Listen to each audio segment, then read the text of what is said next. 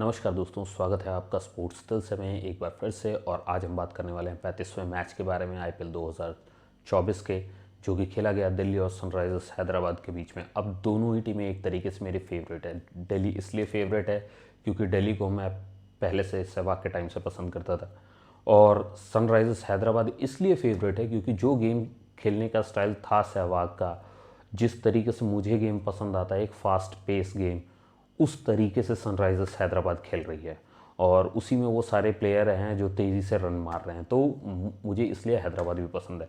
तो मैं तो जस्ट गेम एंजॉय करने बैठ गया। अब ये मैच इतना इतना मज़ा आ रहा था इसमें। जब सनराइजर्स हैदराबाद की बैटिंग आई तो उस समय 89 मारे, 89 मार दिए ट्रेविस हेड ने, और 12 बॉल में 46 मारे थे अभिषेक शर्मा ने। मतलब मैं तो एक्सपेक्ट कर रहा था कि अगर आज इसे छोड़ दिया तो ये फास्टेस्ट सेंचुरी मार देगा, लेकिन वो 46 पे आउट हो गए थे। उनके आउट हो जाने के बाद शाहबाज ने बनाए वहाँ पर 59 रन, जो कि सिर्फ 29 बॉल्स में बनाए, और नीतीश रेड्डी ने बनाए 37, जो कि 27 बॉलों में थे। सनराइजर्स हैदराबाद ने 266 रन बनाए और 267 रनों का लक्ष्य दिया, 267 रन्स का टारगेट दिया दिल्ली की टीम को।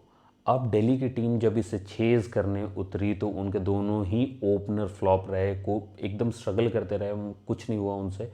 65 रन्स बनाए फ्रेजर ने, जो कि सिर्फ 18 बॉल्स में बनाए थे। तो मतलब ये उसी तरीके की इनिंग थी जिस तरीके की इनिंग अभिषेक शर्मा खेल के गए थे। तो हम तो एक्सपेक्ट कर रहे थे कि थोड़ी देर और टिकते तो शायद ये निकाल लेते दिल्ली को वहाँ से जहाँ पर चली गई थी दिल्ली, कि अब जिताने वाला कोई नहीं दिख रहा था। तो फ्रेजर ने तो एक अच्छी इनिंग खेली। उसके बाद पोरेल ने 42 रन की इनिंग खेली, जो कि सिर्फ 22 बॉलों में आई थी, लेकिन वो भी ज़्यादा देर साथ नहीं दे पाए। और पंत ने 44 रनों की इनिंग खेली, जिसके लिए उन्होंने 35 बॉल लिए।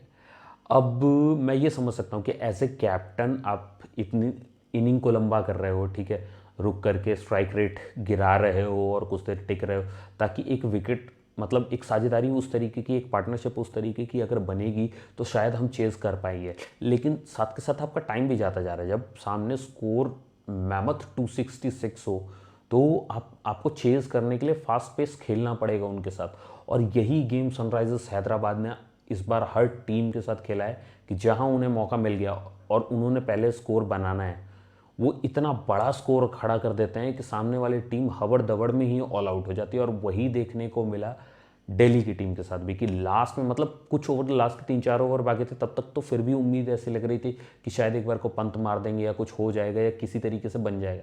लेकिन जो उसके बीच में 19वां ओवर आया जिसमें कोई रन नहीं आया और 3 विकेट गिर के वहाँ ख़त्म ही हो गए, वहाँ डेड हो गया था मैच।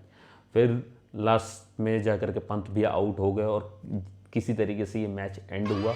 67 रन से जीता है ये मैच सनराइजर्स हैदराबाद ने। सोचने वाली बात है, दिल्ली की पूरी टीम 199 पे ऑल आउट हो गई।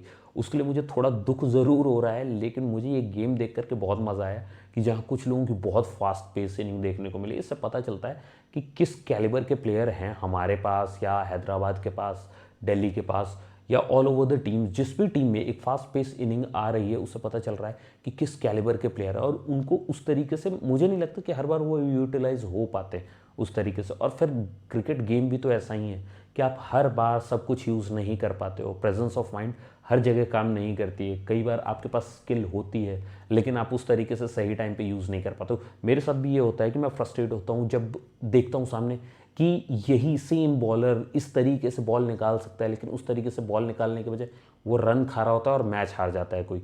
तो ये देख करके लगता है कि यार, मतलब इंटरनेशनल लेवल के बॉलर और किस तरीके से मैच खेल रहे हैं, तो देख के बहुत अफसोस होता है। लेकिन ऐसे कंपटीशन, यही वो चीज़ें हैं जो हमें वो थ्रिल देती हैं, कि एक अच्छा बॉलर जो सब कुछ कर सकता है, वो किस तरीके से बढ़ जाता है, या सामने वाला उसको किस तरीके से उसकी हर अच्छी बॉल पे भी रन मारता है, बुरी बॉल पे भी रन मारता है। तो ये देख करके बहुत मज़ा आता है। और इस बार आईपीएल में इसी तरीके का मज़ा रेगुलरली आ रहा है। कुछ कुछ गेम्स ऐसे गए हैं जिनमें मैं ओपनली आपको बता भी देता हूँ कि ये गेम काफ़ी बोरिंग हो गया था।